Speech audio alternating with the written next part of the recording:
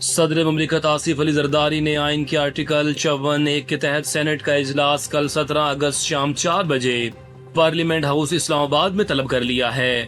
Chairman senate سید یوسف رضا گیلانی اجلاس کی صدارت کریں گے، جس میں اہم قانون سازی، ملکی سیاست، اقتصادی اور سیکورٹی صورتحال کا جائزہ لیا جائے گا۔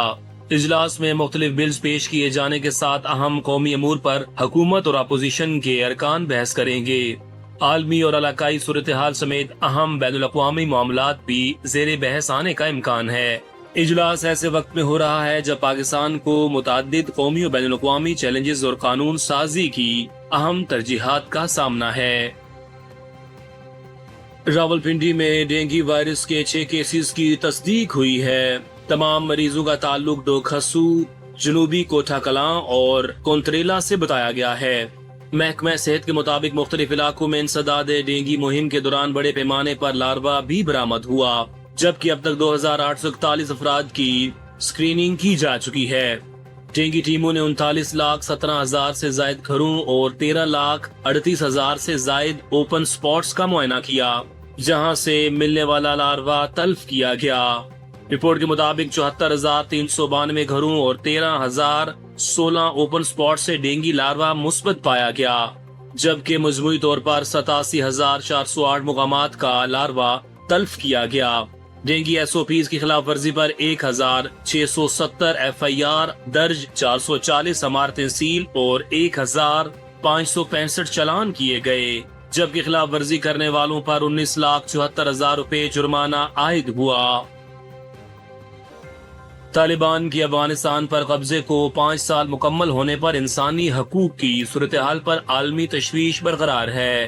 اقوام متحدہ کی سلامتی کونسل کے 56 رکن ممالک نے مشترکہ بیان میں افغان عوام سے اظہار یکجہتی کرتے ہوئے طالبان حکومت کو انسانی حقوق، امداد، معیشت اور سلامتی کے سنگین چیلنجز کا ذمہ دار قرار دیا۔ بیان میں کہا گیا کہ افغانستان دنیا کا واحد ملک ہے جہاں لڑکیوں کو ثانوی اور اعلیٰ تعلیم سے محروم رکھا گیا ہے۔ 56 ممالک نے افغان سرزمین پر موجود دہشت گرد گروہوں کو علاقائی سلامتی کے لیے مشترکہ خطرہ قرار دیتے ہوئے طالبان سے ان کے خلاف مؤثر کارروائی کا مطالبہ کیا۔ مشترکہ بیان کے مطابق موجودہ صورتحال افغان عوام پر دباؤ بڑھانے کے ساتھ خطے کے امن و استحکام کے لیے بھی خطرات پیدا کر رہی ہے۔ ملک بھر میں گڈز ٹرانسپورٹرز کی ہڑتال تاحال جاری ہے، جس کے باعث گاڑیوں کی نقل و حرکت معطل اور کروڑوں روپے کے تجارتی سامان کی ترسیل متاثر ہو رہی ہے۔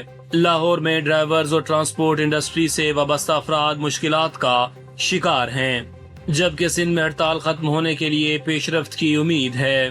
گورنر ہاؤس کراچی میں حکومت اور گڈز ٹرانسپورٹرز کے درمیان مذاکرات ہوئے، جس میں ٹرانسپورٹرز نے اپنے مطالبات پیش کیے۔ ٹرانسپورٹ اتحاد کے صدر ملک شہزاد اوان کے مطابق بیشتر مطالبات پر اتفاق ہو گیا ہے، تاہم صرف زبانی یقین دہانی پر ہڑتال ختم نہیں کی جائے گی۔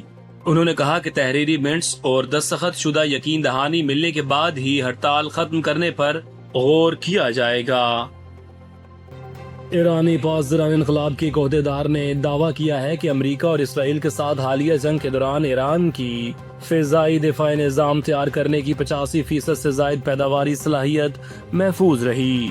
ایرانی خبررساں ادارے فارس کی دستاویزی فلم میں عہدیدار نے دعویٰ کیا کہ دفاعی پیداواری مراکز کو نشانہ بنائے جانے کے باوجود میزائل اور فضائی دفاعی نظام کی تیاری و فراہمی کی رفتار جنگ سے پہلے کی سطح سے کم نہیں ہوئی۔ ان کے مطابق ایران کی فضائی دفاعی صلاحیت کا بڑا حصہ پاسداران انقلاب کے اداروں میں تیار ہوتا ہے اور بعض شعبوں میں جنگ کے دوران پیداوار میں اضافہ بھی ہوا۔ ایرانی عہدیدار نے دعویٰ کیا کہ حملوں کے باوجود دفاعی پیداوار کا بڑا حصہ متاثر ہونے سے محفوظ رہا اور اس وقت فعال فضائی دفاعی نظام کا ذخیرہ جنگ شروع ہونے کے مقابلے میں بہتر پوزیشن میں ہے۔ ان کے مطابق ایران جنگ کے دوران دفاعی نظام کی پیداوار اور فراہمی برقرار رکھنے میں کامیاب رہا، تاہم ان دعووں کی آزاد ذرائع سے تصدیق سامنے نہیں آئی۔ جنوبی کوریا کے صدر لی جی میونگ نے شمالی کوریا کی کئی دہائیوں سے جاری جنگ کے باضابطہ خاتمے کے لیے براہ راست مذاکرات کی پیشکش کر دی ہے۔ انہوں نے دونوں ممالک سے دھمکیوں کا سلسلہ روکنے اور امن معاہدے کی راہ ہموار کرنے پر زور دیا۔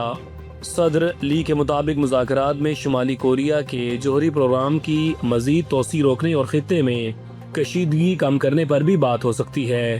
تاہم شمالی کوریا نے تاحال سیول کی مذاکراتی پیشکش کا مثبت جواب نہیں دیا اور اپنی جوہری صلاحیت برقرار رکھنے پر قائم ہے۔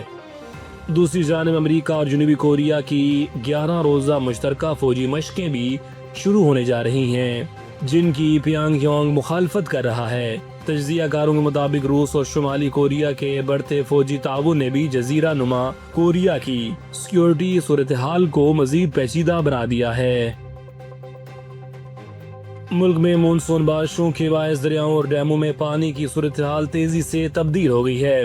تربیلا ڈیم مکمل بھر گیا، جبکہ منگلا ڈیم میں پانی کی سطح 68% تک پہنچ گئی ہے۔ دریائے سندھ کے تربیلا، کالا باغ، چشمہ اور تونسا کے مقامات پر نچلے درجے کے سیلاب کی صورتحال ہے، جبکہ راوی اور چناب میں بھی آئندہ 24 سے 48 گھنٹوں میں نچلے درجے کے سیلاب کا خدشہ ہے۔ محکمہ موسمیات نے 17 سے 19 اگست کے دوران راوی اور چناب سے ملحقہ ندی نالوں میں درمیانے درجے کے سیلاب کا الرٹ جاری کیا ہے۔ اسلام آباد، پنجاب، کشمیر اور خیبر پختونخوا کے مختلف علاقوں میں تیز ہوائوں، گرج چمک اور موسلادھار بارش کی پیشگوئی کی گئی ہے۔ راولپنڈی، لاہور، گجرانوالہ، سیالکوٹ، پشاور، مردان، سوات، ایبٹ اور ہری پور سمیت کئی اضلاع میں بارش کا امکان ہے۔ گلگت بلتستان اور بلوچستان کے بعض اضلاع میں بھی بارش متوقع ہے، جبکہ انتظامیہ کو الرٹ رہنے کی ہدایت کی گئی ہے۔ پاکستان کے مختلف علاقے اس وقت شدید بارشوں اور سیلابی صورتحال سے دوچار ہیں۔ محکمہ موسمیات خبردار کر رہا ہے کہ یہ غیر معمولی بارشیں ماہ کے آخر تک جاری رہ سکتی ہیں۔ سیلاب ایک ایسی قدرتی آفت ہے جو لمحوں میں سب کچھ بہا کر لے جاتی ہے۔ زمین کا پانی سے بھر جانا، ندی نالوں کا اچانک ابل پڑنا اور نشیبی علاقوں میں طوفانی ریلوں کا آنا، سب مل کر صورتحال کو جان لیوا بنا دیتے ہیں۔ ایسے فلیش فلڈز اکثر رات کے وقت زیادہ مہلک ثابت ہوتے ہیں، کیونکہ اندھیرے میں پانی کی گہرائی اور رفتار کا اندازہ لگانا تقریباً ناممکن ہوتا ہے۔ یاد رکھیں، ماہرین کے مطابق آدھی سے زیادہ ہلاکتیں ان گاڑیوں میں ہوتی ہیں جو پانی میں پھنس جاتی ہیں۔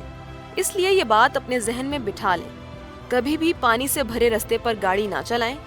اگر سامنے پانی نظر آئے تو فوراً رک جائیں اور دوسرا راستہ اختیار کریں۔ اگر گاڑی اچانک بند ہو جائے اور سٹارٹ نہ ہو رہی ہو تو فوراً نکلیں اور اونچی جگہ پر پہنچیں۔ ایک انڈر پاس صرف چند منٹوں میں 5 سے 6 فٹ پانی سے بھر سکتا ہے، اور یہ صورتحال زندگی کے لیے بڑا خطرہ ہے۔ سیلاب کے دوران لازمی احتیاطی تدابیر: بارش، بجلی اور گرج چمک کے دوران ہمیشہ محتاط رہیں۔ ندی نالوں، کھائیوں اور برساتی پانی کے قریب نہ جائیں۔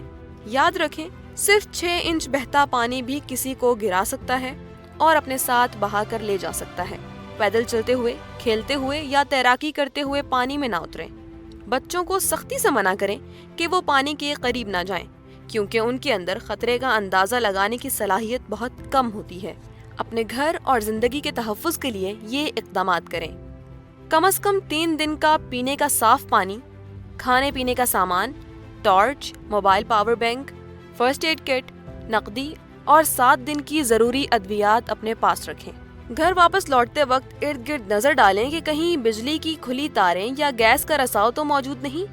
اگر گیس کی بو یا سیٹی جیسی آواز سنائی دے تو فوراً گھر خالی کر دیں اور متعلقہ اداروں کو اطلاع دیں۔